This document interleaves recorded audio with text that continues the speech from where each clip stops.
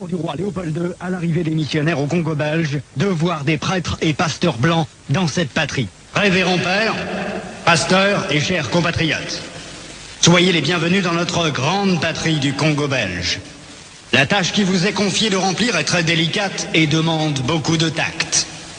Prêtres et pasteurs, vous venez certes pour évangéliser, mais cette évangélisation s'inspire de notre grand principe, avant tout, les intérêts de la métropole. Le but essentiel de votre mission n'est point d'apprendre aux Noirs à connaître Dieu. Ils le connaissent déjà depuis leurs ancêtres. Ils prient et se soumettent à Nzambi Mpunu, que je sache, et aussi à Nzambi Mawezi.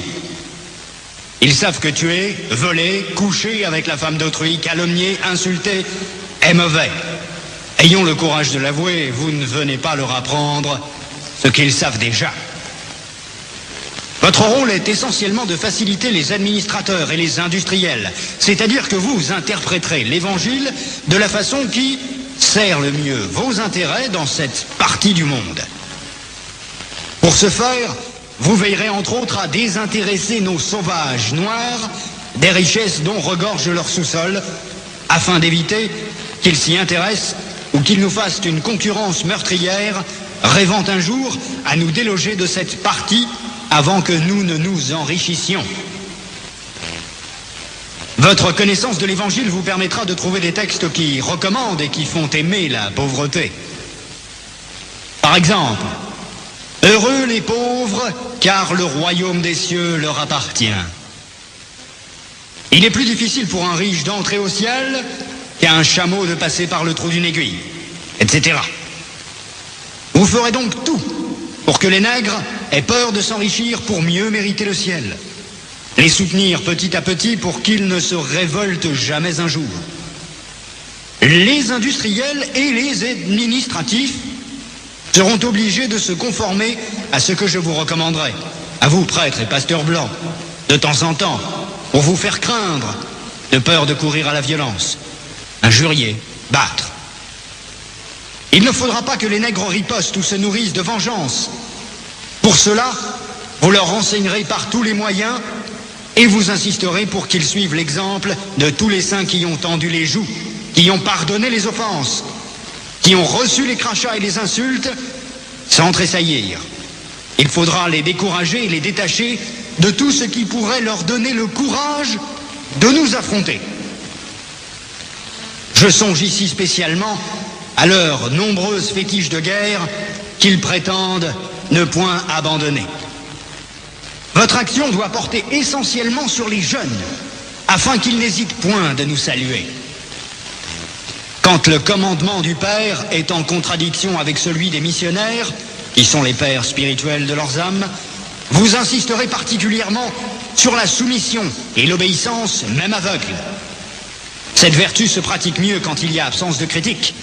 Apprendre aux élèves à croire et non à raisonner. Ce sont là, chers prêtres, pasteurs et compatriotes, quelques-uns des principes que vous appliquerez sans faille. Vous en trouverez beaucoup d'autres dans les livres et textes qui vous seront remis à la fin de cette séance. Vous verrez donc ce que je recommanderais à vous, prêtres et pasteurs blancs. Évangélisez les Noirs jusqu'à la moelle des os, afin qu'ils ne se révoltent jamais contre les injustices que vous leur ferez subir.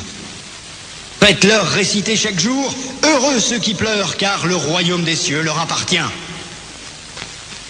Convertissez les Noirs au moyen des chicottes. Gardez leurs femmes à la mission pendant 9 mois, afin qu'elles travaillent pour vous. Courtisez-les s'il le faut. Et exigez ensuite à ces convertis qu'ils offrent en signe de reconnaissance des bonnes viandes, poules, coqs et œufs, chaque fois que vous visitez leur village. Faites tout pour éviter que les Noirs ne deviennent riches. Pour ce faire, chantez-leur chaque jour qu'il est impossible à un homme riche d'entrer dans le royaume des cieux. Faites-leur payer une taxe chaque semaine à la messe de dimanche. Détournez cet argent prétendument destiné aux pauvres pour avoir des magasins importants là où vous êtes, paroisses, procures. Transformez vos missions ainsi en de gros centres commerciaux florissants et aidez légèrement les pauvres pour encourager d'autres blancs à investir régulièrement. De Demandez aux Noirs de mourir de faim et vous autres vous mangerez 5 fois par jour. En plus, que vos ventres soient toujours pleins de bonnes choses et que vos bouches exhalent partout l'odeur des oignons. Instituez pour eux un système de confection qui fera de vous de bons détecteurs pour dénoncer tout noir à une prise de conscience pour la revendication de l'indépendance nationale. Enseignez une doctrine que vous ne mettrez pas en pratique, et peut-être s'ils vous demandent pourquoi vous comportez-vous contrairement à ce que vous prêchez, répondez-leur, vous les Noirs, suivez ce que nous lisons et non ce que nous faisons. Et s'ils répliquent en disant qu'une foi sans œuvre est une foi morte, fâchez-vous en appliquant le fouet et répondez-leur, heureux ceux qui croient sans protester.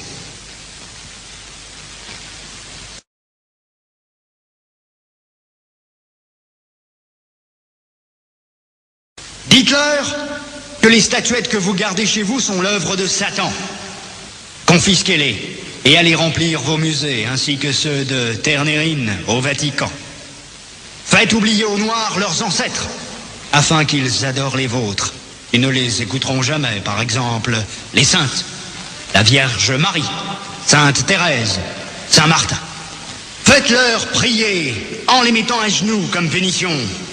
Et obligez-leur à réciter le chapelet 10 fois ou plus. Ne présentez jamais une chaise à un Noir qui vient vous voir. Ne l'invitez jamais. Donnez-lui tout au plus une cigarette. Ne l'invitez jamais à manger avec vous, même s'il égorge pour vous une poule ou un coq, chaque fois que vous arrivez chez lui.